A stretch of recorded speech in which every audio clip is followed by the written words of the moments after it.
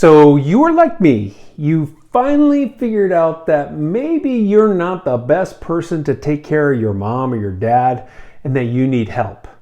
Maybe you looked at caregiving and you thought, well, yeah, my mom needs 24-hour care. How much does that cost? And it costs a lot.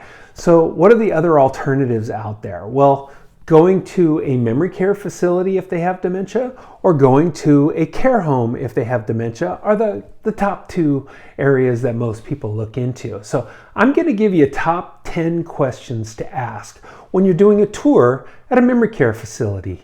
And of course, this is a service that I help for free to go through with my clients. So if you are in this situation, I want you to listen to these questions and know that I've got a whole bunch of other questions that are kind of more customized to your situation. But these are the top 10 general questions that I like to ask as I'm going through a facility. The first one is, what type of staff training do you do specific to either cognitive loss or dementia? This is really important because people with dementia, they struggle with really simple things like taking a shower. A lot of times they don't like the idea of this water hitting them, or it's confusing to their brain. So they resist against taking showers or just drinking a glass of water, right? So what types of things, what types of techniques does your staff use in order to accomplish the goal of keeping them clean and or keeping them hydrated? Number two, what is the ratio of staff compared to residents? Every staffing situation is a little different, but of course you want 24-hour coverage. Visiting hours.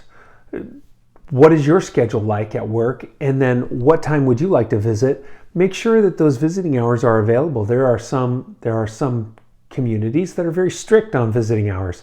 Other ones are wide open. So very important question to ask. What types of activities do you do with somebody who has dementia or Alzheimer's? These aren't the same activities that somebody, say, in assisted living can do. So do they have a specific plan for entertainment? Do they have people coming in playing music? Do they have activities with a beach ball where they're playing volleyball with it? You know, what are the types of things that they can do to kind of stimulate, have some fun, and keep them as engaged as possible? When they move in, should they bring their own things? Do they get anything supplied to them, or should they bring everything in? This is often a question, is like, should I bring my bed? Should I bring this? And more importantly, it's important to bring in personal items. Pictures of family, maybe pictures from a long time ago is a real effective thing. Also, believe it or not, books. Even if your loved one doesn't read, sometimes they're the books that they have read in the past. It's just a comfort to them. So anything that draws comfort out in them is what you're trying to bring and make them as comfortable as possible in their new setting. What types of meals do they have? Is your parent or loved one a picky eater? Do they eat anything? Are there dietary restrictions? Talk through all those things. A lot of times the community in a tour will give you a menu of the types of things they have. You can also ask around and say, hey, how's the food here? Those types of things. Those are really good things to ask, because food is really, really important to the success of somebody with dementia. And if they've had any issues with refusing food, then that makes it even more important. What types of security measures do they have in place? So they're required by licensing to have certain things in place. So let them explain that to you. Any sort of dangerous liquids, poisonous liquids have to be put away in the proper spot under lock and key. Any medications, the same thing. Also, what types of things do they have in place to prevent falls? What types of things do they have in place to prevent wandering? So all those things are good questions to ask. What happens in an emergency? What are the protocols that you go through in an emergency? Do they call you? Do they call 911?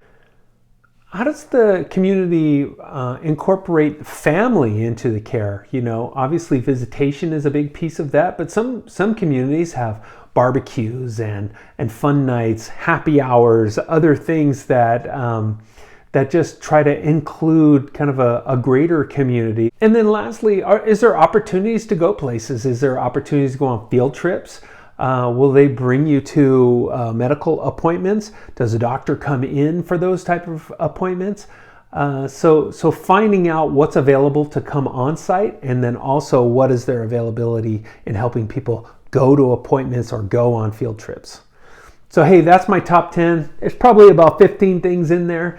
I've got a whole bunch more, and I customize it to each client that I work with, because I give you kind of this general list, but we know your parent, your loved one is a little different than this. Give me a call. I will take you through this process. I'll get an understanding of where you're at, and then we can start setting up some tours, and I can help you make a really good decision on what your parents' memory care situation is and provide you some solutions there. All right, I will talk to you later.